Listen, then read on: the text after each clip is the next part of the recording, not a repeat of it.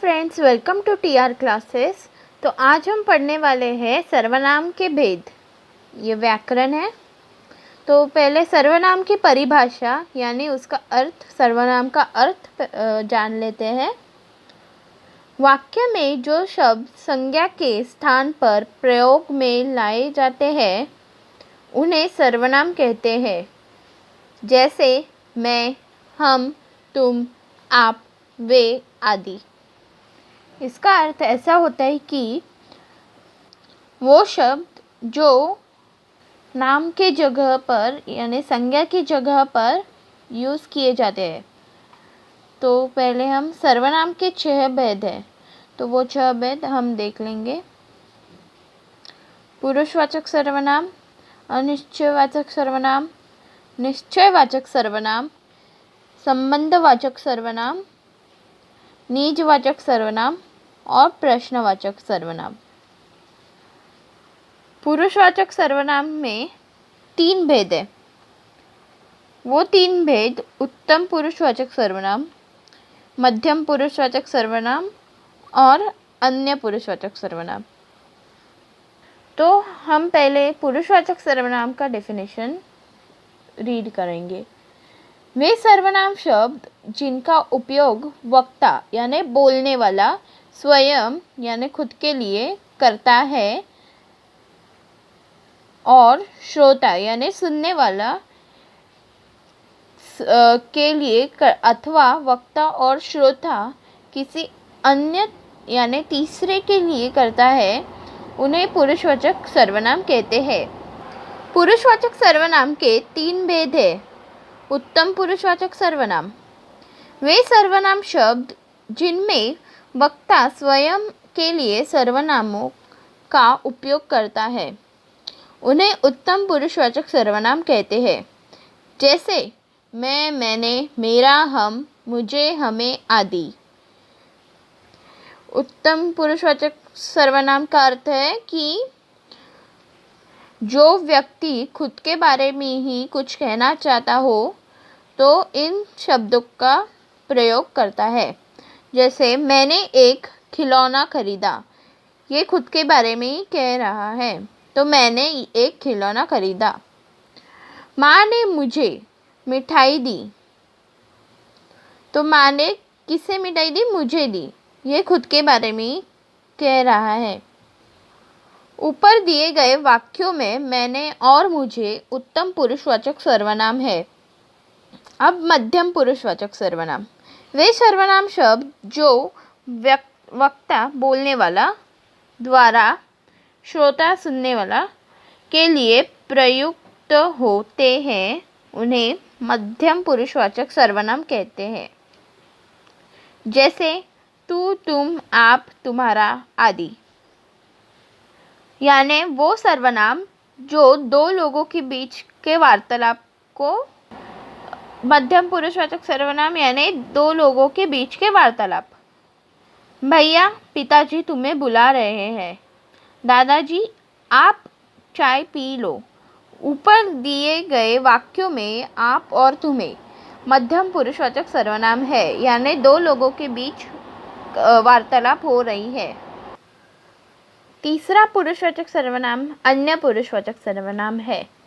वे सर्वनाम शब्द जिनका प्रयोग वक्ता बोलने वाला, श्रोता सुनने वाला अथवा लिखने वाला किसी अन्य के लिए करता है, उन्हें अन्य पुरुषवाचक सर्वनाम कहते हैं। जैसे उन्हें, उनके, उन्होंने, उसे आदि।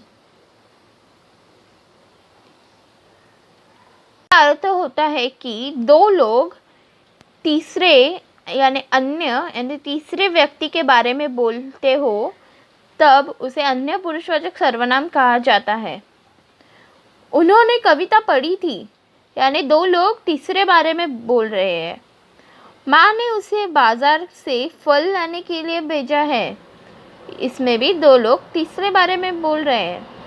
ऊपर दिए गए वाक्यों में उन्होंने और उसे अन्य पुरुषवाचक सर्वनाम है। अगला निश्चयवाचक सर्वनाम, वे सर्वनाम शब्द जो संज्ञा की और निश्चयपूर्वक संकेत करते हैं उन्हें निश्चयवाचक सर्वनाम कहते हैं। यह तथा वह सर्वनामों के द्वारा किसी व्यक्ति वस्तु के समीप या दूर होने का निश्चित बोध करते हैं, जैसे यह, ये, वह, वे आदि। वे शब्द जिससे हमें उस व्यक्ति या वस्तु का निश्चित पता चले उसे निश्चयवाचक सर्वनाम कहते हैं। जैसे यह किताब अच्छी है, वह कमरा दादाजी का है। अगला अनिश्चयवाचक सर्वनाम। वे सर्वनाम शब्द जिनसे किसी निश्चित प्राणी या वस्तु का बोध नहीं होता है उन्हें अनिश्चित सर्वनाम कहते हैं। इसका अर्थ ऐसा होता है कि वे सर्वनाम शब्द जिससे हमें कोई प्राणी, वस्तु या व्यक्ति का बोध नहीं होता, यानी कुछ पता नहीं चलता, तब वह शब्द अनिश्चयवाचक सर्वनाम होता है। जैसे कुछ, कोई, कई, किसी ने, किसी से आदि। घर के बाहर कोई खड़ा है। अजय की किताब किसी ने ले ली है। कोई खड़ा है, तो कौन खड़ा है पता नहीं है, इसलिए अनिश्चयवाचक सर्वनाम। चौथा सर्वनाम है संबंधवाचक सर्वनाम। वे सर्वनाम शब्द जो वाक्यों के दो भागों में आकर आपस में संबंध बताते हैं उन्हें संबंधवाचक सर्वनाम कहते हैं। जैसे जो, सो, जैसे, वैसा, जैसा वैसा, जब तब, जैसी वैसी आदि। जैसा बोओगे वैसा पाओगे, जैसी करनी वैसी भरनी। यानी जो वाक्य संबंध बताता है, दो वाक्यों का संबंध बताता है, इस शब्दों का प्रयोग करके उसे संबंधवाचक सर्वनाम कहते हैं। अगला है प्रश्नवाचक सर्वनाम। वे सर्वनाम शब्द जिनका प्रयोग प्रश्न पूछने के लिए किया जाता है उन्हें प्रश्नवाचक सर्वनाम कहते हैं। जैसे कौन, क्या, कहाँ, किसने, कब आदि। प्रश्नवाचक सर्वनाम बहुत आसान है, यानी हम जब प्रश्न पूछते हैं तो इन शब्दों का इस्तेमाल करते हैं। पाठशाला कब शुरू होगी, यानी कब, ये प्रश्नवाचक आया है, प्रश्नवाचक सर्वनाम शब्द आया है। रमेश कहाँ चला गया, कहाँ। अगला निजवाचक सर्वनाम। वे सर्वनाम शब्द जिनका प्रयोग कर्ता, कार्य करने वाला, स्वयं के द्वारा किए गए कार्य को दर्शाने के लिए करता है उन्हें निजवाचक सर्वनाम कहते हैं। जैसे खुद, स्वयं, अपने आप आदि।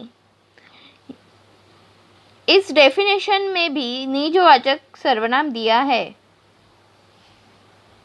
इसका अर्थ ऐसा होता है कि जो कर्ता करने वाला यानी काम करने वाला होता है वो खुद के बारे में कुछ कहना हो, यानी स्वयं के बारे में कुछ दर्शाना चाहता है तो इन शब्दों का प्रयोग करता है। मैंने स्वयं निबंध लिखा, मैं खुद शहर चला जाऊंगा, हम अपने आप पढ़ाई करेंगे।